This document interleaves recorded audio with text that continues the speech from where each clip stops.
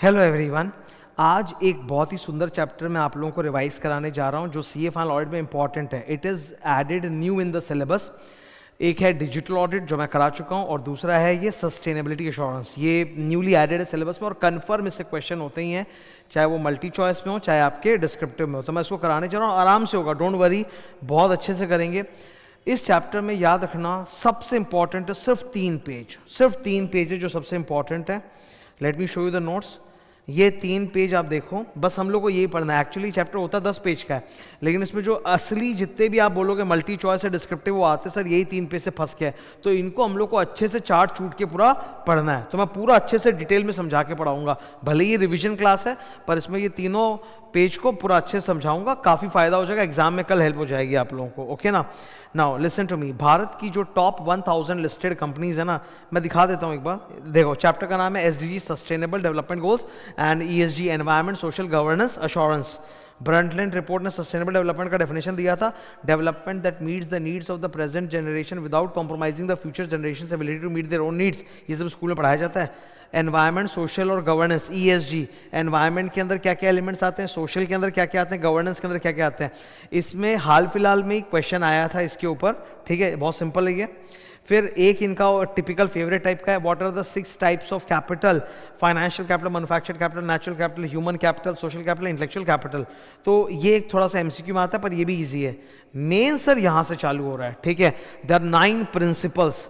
ये 9 प्रिंसिपल सबसे इंपॉर्टेंट है, ये बहुत आते हैं 9 प्रिंसिपल। इसमें इतने खतरनाक क्वेश्चन आते हैं, वो लोग आपको you have to learn the name of the principle and the number of the principle. Suppose principle 1 क्या है, एथिक्स ट्रांसपेरेंसी अकाउंटेबिलिटी। प्रिंसिपल 2 क्या है, सेफ एंड सस्टेनेबल प्रोडक्ट्स है।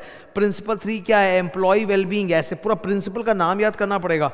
और हर एक प्रिंसिपल के अंदर जितने कोर एलिमेंट्स दिखे हैं, हर एक प्रिंसिपल है, 9 प्रिंसिपल्स है, हर एक प्रिंसिपल के नीचे जो कोर एलिमेंट्स दिखे इनको कोर एलिमेंट बोलते हैं। A B C D E. Principle 2 में ए बी सी, प्रिंसिपल 3 में A B C D G H I तक, ये सब कोर एलिमेंट्स है। तो एक एक कोर एलिमेंट पढ़ना पड़ेगा, उस पर क्वेश्चन है। आपको वो कोई भी 9 प्रिंसिपल का कोई एक कोर एलिमेंट उठाकर दे देंगे, बोलेंगे बताओ ये कौन सा वाला प्रिंसिपल है, तो आपको पढ़ने में लगेगा प्रिंसिपल 9 निकलेगा प्रिंसिपल 2, ऐसा है, इतना खतरनाक है। तो ये अच्छे से पढ़ना है।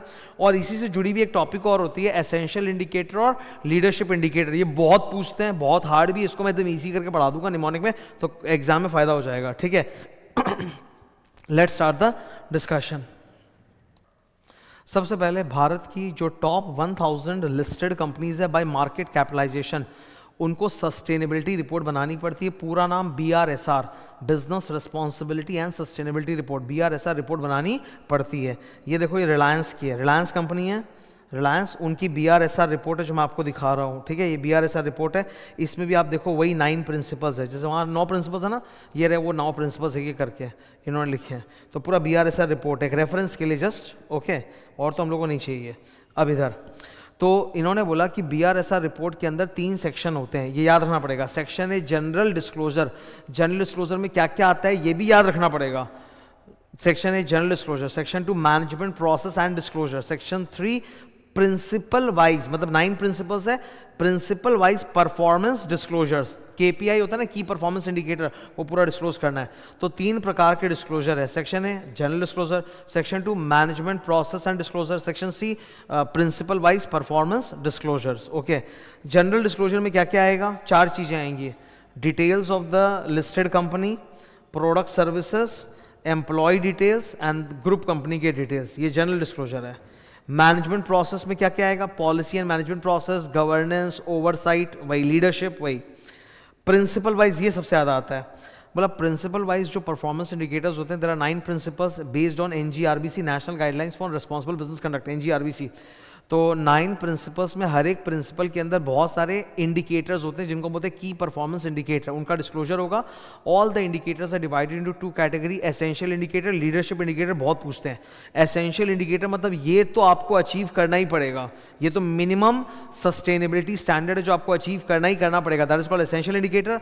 लीडरशिप इंडिकेटर मतलब आप अगर आप और लीडरशिप दिखाओ, थोड़ा और ज्यादा करो, beyond the minimum, beyond the essential, तो वो लीडरशिप इंडिकेटर कहलाएगा। एसेंशियल इंडिकेटर्स में क्या क्या आता है, निमोनिक याद कर लो, 8, खाना खाया, ATE 8, ईट भी बोल सकते हैं पर मैं थोड़ा लाइन बाय लाइन जाना चाहता हूँ। 8 A से एंटी करप्शन या एंटी ब्राइबरी, टी से training program for your employees, और ई से एनवायरमेंटल डेटा। तो ये 3 चीज हो गया। 8 दिख रहा है ना, 8 दिख रहा है। Anti corruption, training of employees, अपने एम्प्लॉय की ट्रेनिंग करोगे तो एसेंशियल इंडिकेटर है। अपने सप्लाई चेन और वैल्यू चेन वाले डीलर, सप्लायर्स और रिटेलर्स की ट्रेनिंग करोगे तो वो लीडरशिप इंडिकेटर में नीचे चला जाएगा। अवेयरनेस प्रोग्राम देखो, अवेयरनेस प्रोग्राम फॉर डीलर्स, तो सप्लाई चेन की ट्रेनिंग करोगे नीचे, अपने एम्प्लॉय की ट्रेनिंग करोगे ऊपर।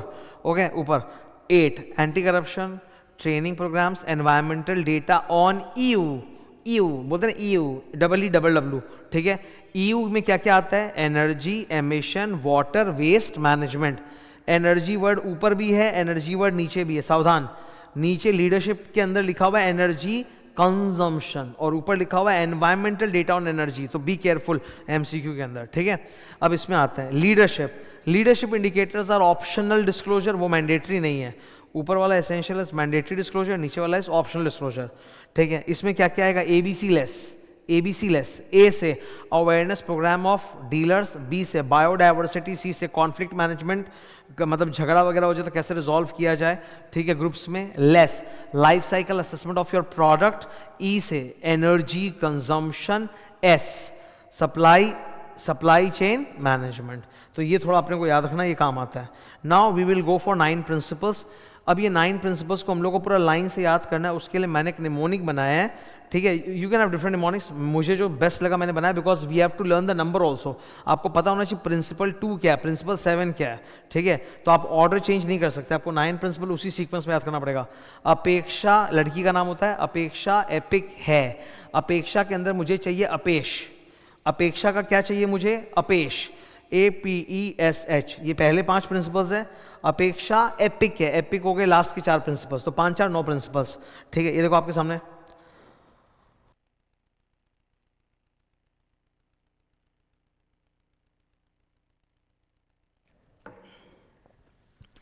अगर मेरे साथ ही ये 9 प्रिंसिपल्स के कोर एलिमेंट्स, 9 प्रिंसिपल तो अभी करा दूंगा याद, पर उनका जो कोर एलिमेंट्स अगर मेरे साथ साथ ही यहाँ पे याद कर लोगे तो बहुत बेनिफिट हो जाएगा एग्जाम में, ठीक है।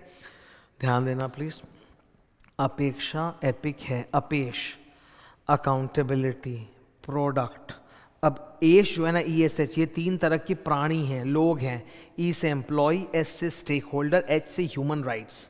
तो अपेक्षा हो गया अकाउंटेबिलिटी, प्रोडक्ट अकाउंटेबिलिटी मतलब वही ट्रांसपेरेंसी, एथिक्स, अकाउंटेबिलिटी पॉलिसी, वो सब अकाउंटेबिलिटी। प्रोडक्ट्स, आपके प्रोडक्ट सेफ एंड सस्टेनेबल होने चाहिए, वो हम लोग बोलते हैं ना रिड्यूस, रीयूज, रिसाइकल। अक्सर आप लोग आजकल मॉल में शॉपिंग करते हो तो वो कार्टून का बैग मिलता है, कागज़ वाला पेपर बैग, उस पर लिखा रहता है ट्रायंगल बना के reduce, reuse, recycle.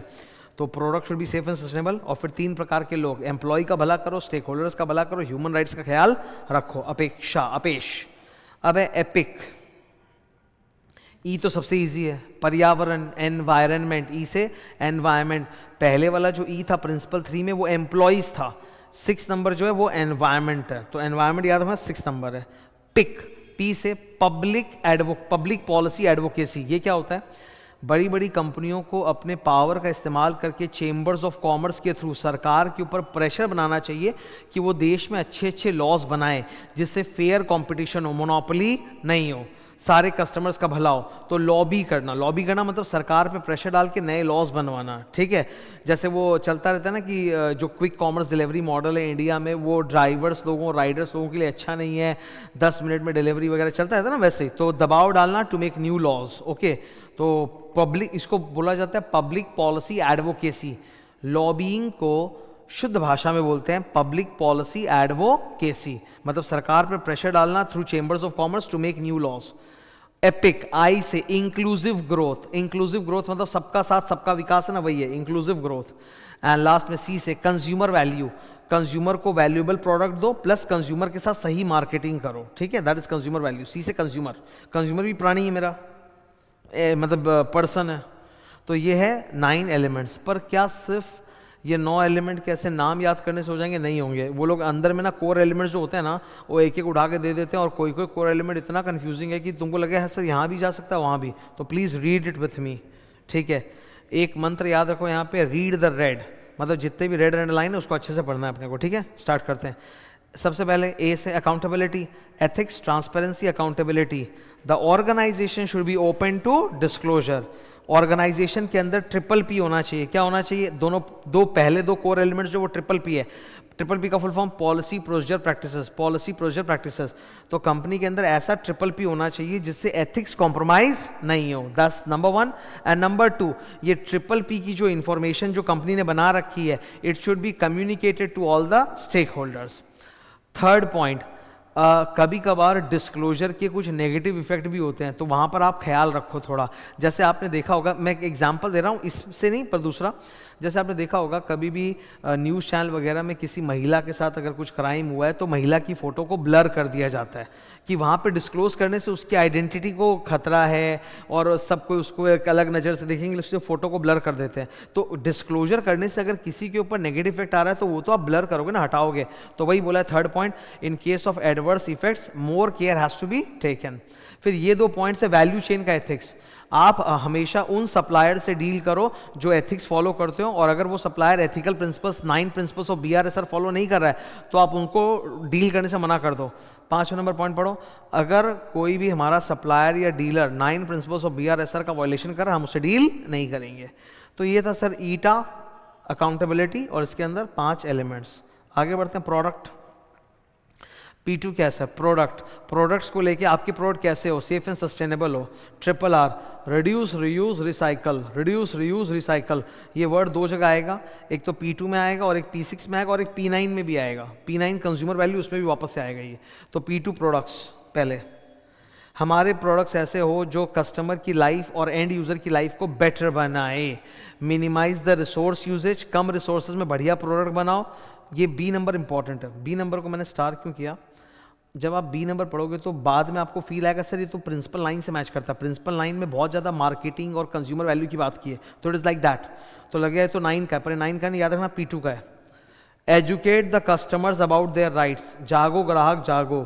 Educate the customers about their right, तो ये P2 में आएगा, ये याद रखना, P9 में नहीं भेजना है अपने को। Number 3, reduce, reuse, recycle. Okay, next, ये 3 employee stakeholder human rights वाले हैं, ये इंसानों के बारे में। ओके, एम्प्लॉयज़ वाला सबसे ईजी है, जो स्टूडेंट को ईजी लगेगा।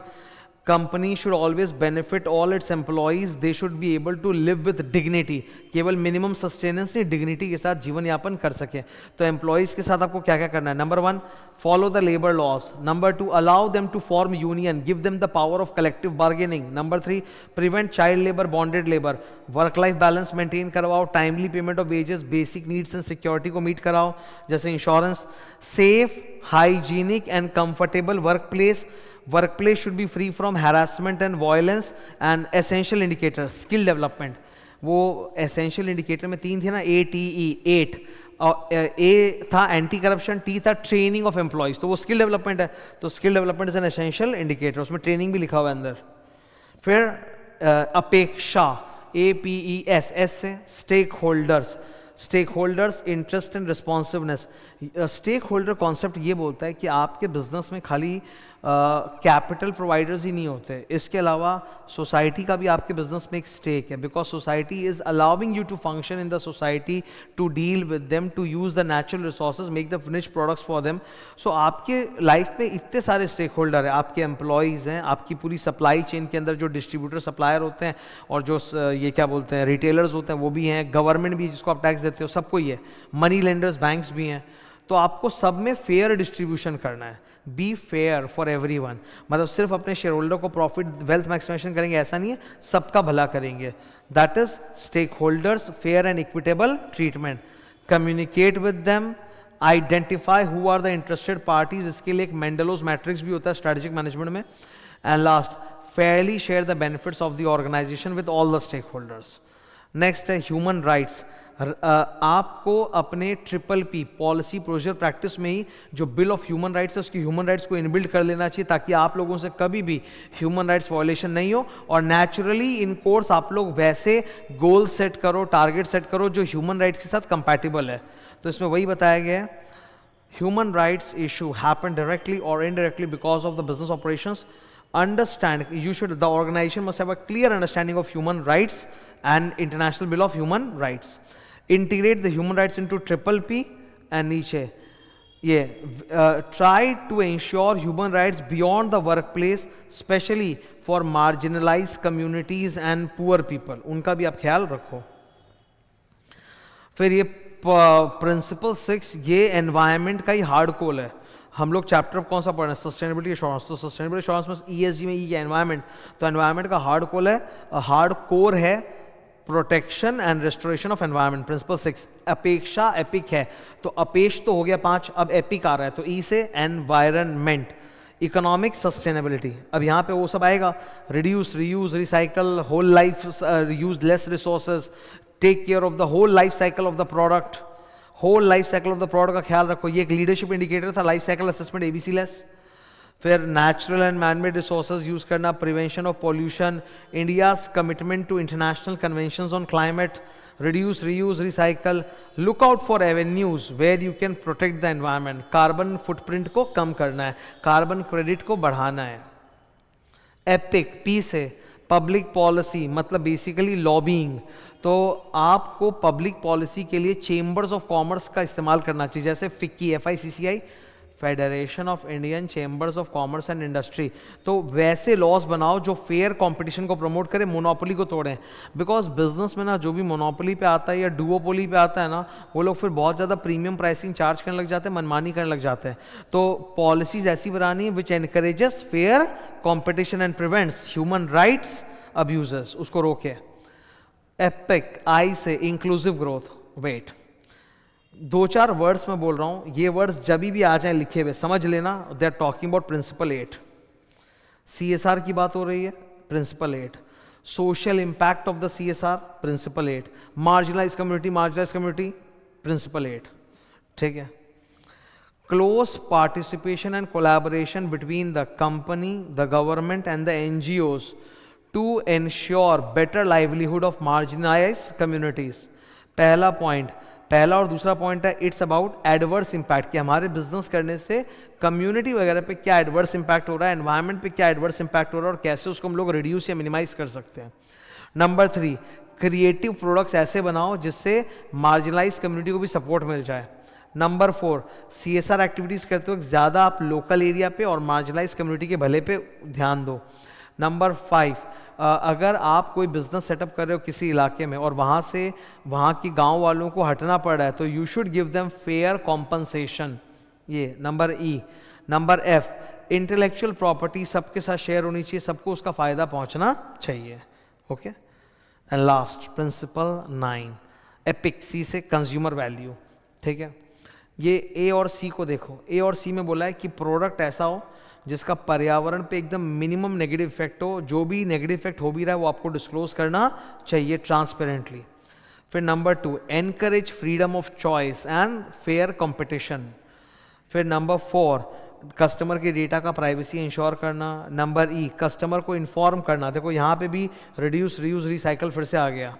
ठीक है ना, कस्टमर्स को इन्फॉर्म करना। जैसे आप देखोगे पानी की बॉटल के पैकेट्स पे लिखा हुआ रहता है ना, वो ट्रायंगल बना के कि इसको डस्टबिन में डाल दो। F&G, मिसलीडिंग एडवर्टाइजमेंट्स नहीं करना, जैसे विमल इलायची हो गया। एंड कस्टमर को एक ग्रीवांस रिड्रेसल मैकेनिज्म ऑफर करना चाहिए। इसके ऊपर MCQ था कि ग्रीवांस रिड्रेसल मैकेनिज्म ऑफर नहीं करे, कंपनी के कॉल सेंटर पे कर रहे हैं तो वहाँ कोई उठाने वाला नहीं है, तो वो यहीं पे आएगा। And last, essential goods and services बनाने वाली कंपनी इंश्योर करेगी कि उनको द्वारा बनाया हुआ जो essential goods and services utilities है वो सबको अवेलेबल हो। Everybody must have access to essential goods and services, universal access. Okay, तो ये था सर ESG का रिविजन। आई होप आप लोगों को इससे बहुत फ़ायदा हुआ होगा, और ये एग्जाम में भी आपको दिखेगा कि ये 9 प्रिंसिपल्स डिटेल में पढ़ने से फ़ायदे होते हैं, मल्टी चॉइस में भी, डिस्क्रिप्टिव में भी। Thank you, all the best.